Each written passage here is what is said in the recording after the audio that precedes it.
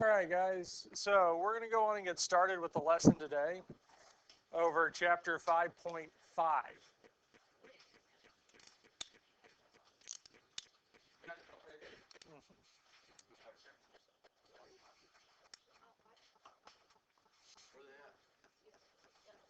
First stack next to the, yep. All right, guys, so on Friday, we started this lesson on Friday and went over addition and subtraction with these different function operations. And what we're looking at today is multiplication and division, doing function operations with multiplication and division. Now, this first one that we're looking at is looking at f times g of x. F times g of x. And really, this is the exact same thing as saying we're taking the function f of x and multiplying it by the function g of x. We're just multiplying these two functions together. And once we multiply them together and simplify down, we're going to get our function of what f times g of x is. And then we want to evaluate the f times g of x when x is equal to 9. So we'll be looking at f times g of 9. But the first thing we want to do is find out what f times g of x is. Our f of x times g of x. Now for us here, f of x is x squared. So we can go on and replace f of x with x squared. And g of x for this function here is the square root of x. So what we're solving here for f times g of x is x squared times the square root of x. Now if they both had radicals with the same root, we can multiply what's inside each radical together. But here, we don't have two radicals. We have x squared and the square root of x. They're two different things.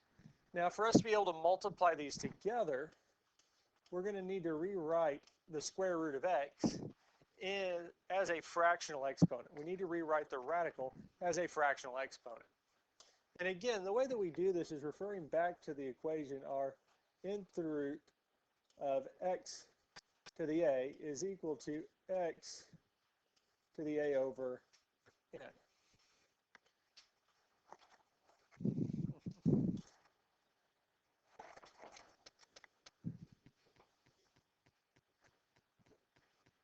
So when we look at this here, the square root, we will have our fraction. Now the index, what's inside the radical here, is not written. And since it's not written, it's understood to be 2, and that 2 will go in the bottom of the fraction. And since x does not have an exponent attached to it, it's understood to be 1. So the square root of x can be rewritten as x to the 1/2 power. And now that we have it as two variables with our exponents, we can go on and actually multiply these together. And whenever we multiply like bases, we can add the exponents. So what we'll be doing is adding the 2 and the 1/2 together. So we have x to the 2 plus 1/2.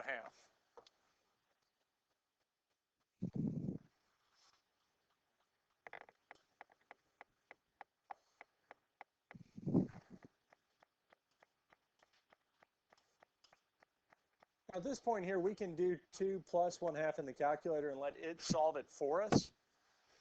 But if we do this by hand, we need the denominators to be the same. We need them both to be 2. And the way that we can rewrite 2 so that it has a denominator of 2 is rewriting it from 2 to 4/2, because 4 divided by 2 is 2, so those are the exact same thing. We can add the numerators, which tells us that this is 5/2.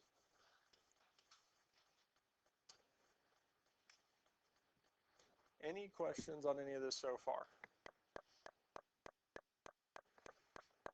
And this here is our function f times g of x.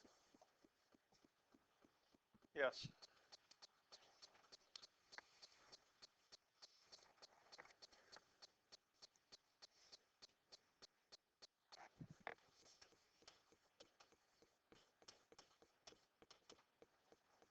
Any questions on how we found the function f times g of x? Now I rewrote f times g of 9. You don't have to rewrite it. I rewrote it here so we don't have it. I don't have to scroll up and down so that we can see the function f times g of x and f times g of 9 on the same screen. Now when we're evaluating this function when x is equal to 9, really all we're doing is we're taking this here and plugging in 9 for x. So what we would have is 9 to the 5/2. So we're trying to look at 9 to the 5/2. Now at this point here, we could type this into the calculator. We can plug 9 to the 5/2 into the calculator and let it simplify it for us.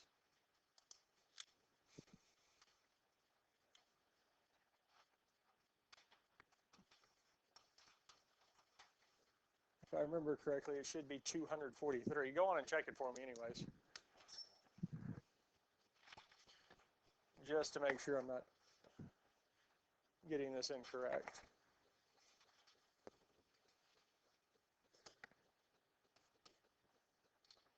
Now another way we can look at this is with our fraction, that half, that denominator of 2. Again, we got that from the square root. So really we're saying that we're taking the square root of 9. And the square root of 9 is, well, 3. And if we look at 3 to the 5th, we should still get 243.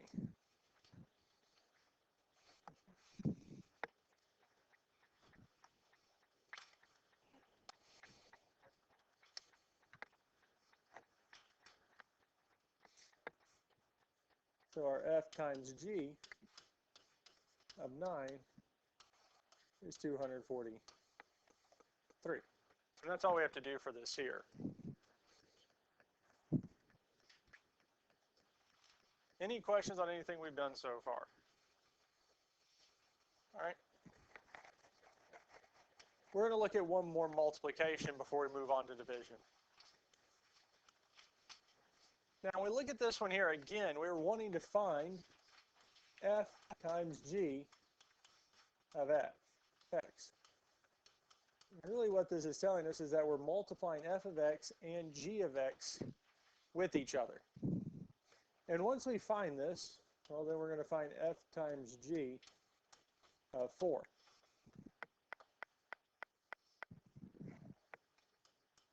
Now for us here, our f of x is x cubed. So we have x cubed times the square root of x. So when we evaluate these here, we can rewrite it as f of x times g of x, those two functions multiplied together, and replace it with what they're equal to. So x cubed times square root of x.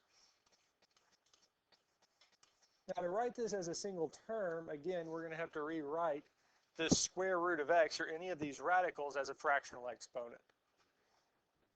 The number in the denominator is the root. And here, because the root or index is not written, it's understood to be 2. And the numerator would be 1. And we know the numerator is 1 because nowhere with this radical is there an exponent. If there was, then that would be what the numerator would have been. So if it had been the square root of x cubed, x to the 3rd, we would have written it as 3/2. Any questions on this so far? Now to multiply them together, we're going to add the exponent, so 3 plus 1/2.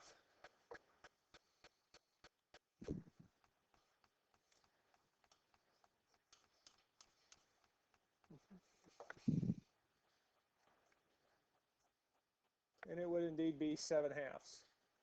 Because to add these together, the 3 plus 1/2, we would need to rewrite 3 as a fraction with a base of 2. And it would be 6/2. And 6/2 plus 1/2 would be 7/2. And this would be our f times g of x would be x to the 7 halves. Any questions on this here? Any questions over anything we've done so far? Now, one part that we haven't talked about is the domain of the function. And the domain are just the values of x that we can plug into the function itself. Now, the x cubed, the domain for x cubed is all real numbers. There's no restrictions on it. We can plug any value of x we want into that function. However, the square root of x, we can't plug negative numbers in and get real numbers out.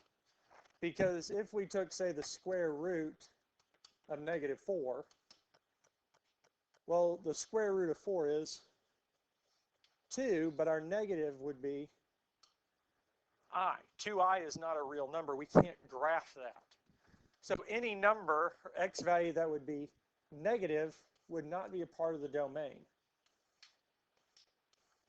So our domain values have to be greater than or equal to 0. Now for the homework, I'm not going to require y'all to actually write the domain or put that down. But that's what we would have if we were looking at the domain for these values.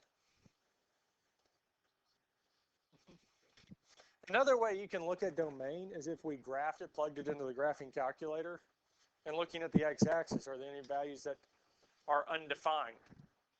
And those would be considered restrictions.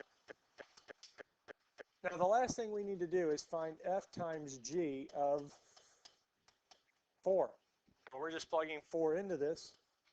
So we have 4 to the 7 halves.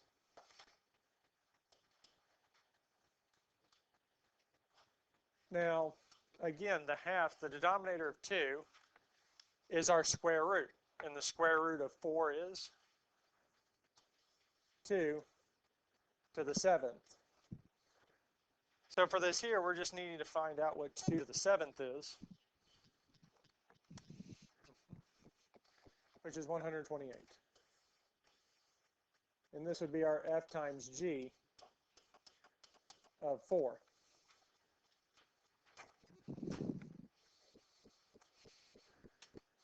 And that's all we would need to do for this here. Any questions on any of this here so far? All right. Huh? Yeah. Yeah.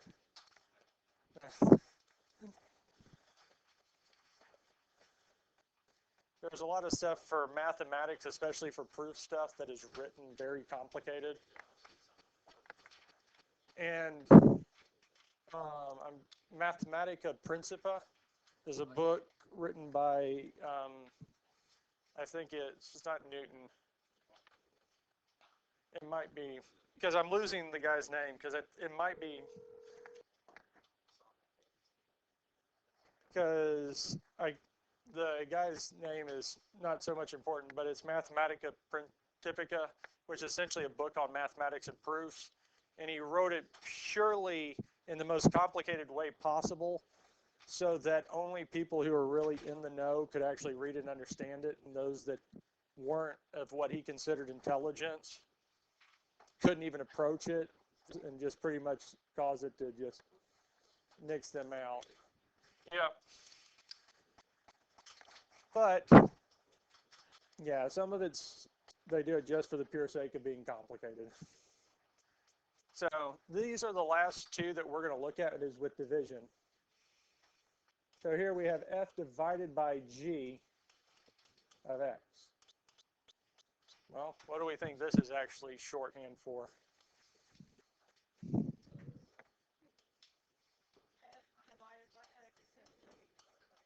So f of x divided by g of x. And realistically, I mean, this isn't really any shorter. F divided by g of x isn't any real shorter than just doing f of x divided by g of x. And once we find this, we're going to take f divided by g of 16. All right. Let's Let's talk about that later. Now, again, just like what we did with multiplication and we've done with addition and subtraction, we're going to go on and replace f of x and g of x with their functions. Well, f of x is our x, and g of x is our x to the 3/4. Now, when we multiply like bases, when we multiply for us here x and x, we add the exponents. What do you think we do when we divide like bases? What do you? We subtract. So here, we're going to subtract 3/4 from what? 1.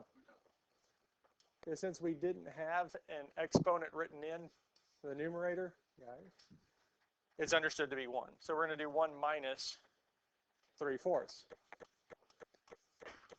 Yes. Now in the previous problem, we would have, if we did it that way, we would have rewritten it as 1 with a base of 4, which would be 4/4, and 4/4 minus 3/4 is 1/4. But luckily, when we're subtracting from a whole, this here is not too bad. And what this gives us is f divided by g of x.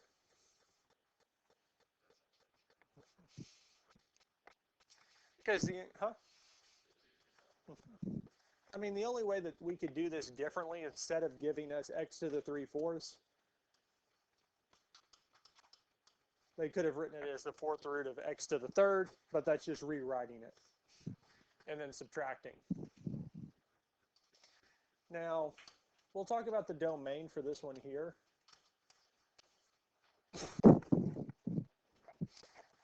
And this one here, just like with the last one, because as I just wrote down, g of x is the 4th root of x to the 3rd. Because it's an even power, we can't have negative numbers inside this radical. And because of the x to the 3rd, we can still have negatives. So x is still going to have to be greater than 0. But unlike the last one, we actually are dealing with division. We're dividing by g of x. So any value of x that would make g of x 0 has to be excluded. Well, that would be 0. So unlike the last one, we can't have it be equal to, it's just going to be greater than. And even though our final function, 6x to the 1/4, doesn't have a division of 0, we still have to take that into account from what we're coming from.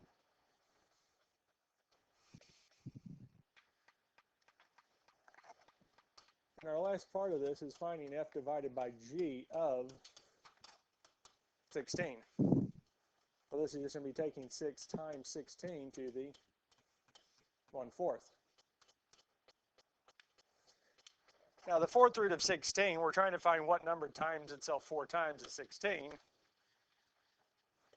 little bit smaller. 2. And 2 times 6 is? Oh.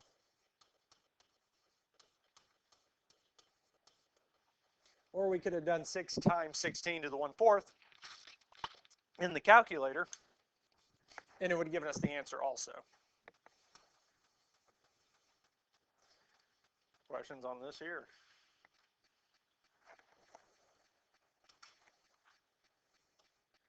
The last division problem we'll look at is this one here. So for this one here, we want to find f divided by g of x, which is just our f of x divided by g of x. And then once we find this, we want to find f divided by g of 27.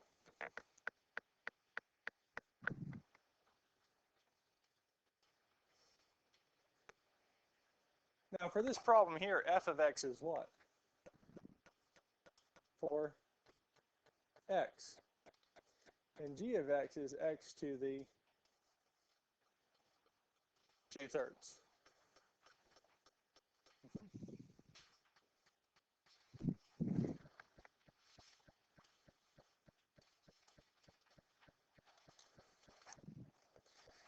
Now again, just like with the last one, we're going to subtract the exponents, yes? So we're going to subtract 1 from 2/3. Well, what is 1 minus 2/3? 1/3, yeah?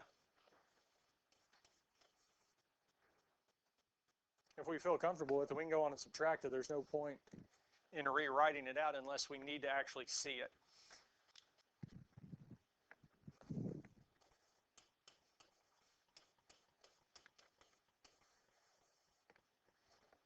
And that's it.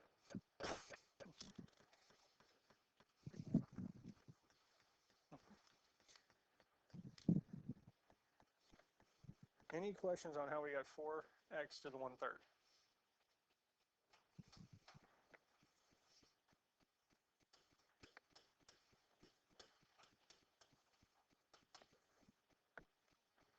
Now we just need to plug 27 in for x to get our answer. And the 1/3 is just asking us to take the cubed root of 27, trying to find out what times itself 3 times is 27, which actually works out to be 3. And 3 times 4 is 12. So f divided by g of 27 is 12. And that's it. That's all we have to do for this here.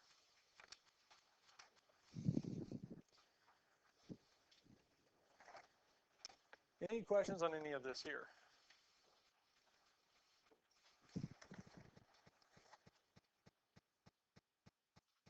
And that's all we're going to do with this here. So your homework is on page 275, 3 through 11 on. So that means you have a total of 5 problems. So you only have 5 problems that you're doing on this here. Now, with each one of these here, the first set's going to ask you to do addition and subtraction with the 2 functions. And the last set's going to ask you to do multiplication and division. You do not have to state the domain.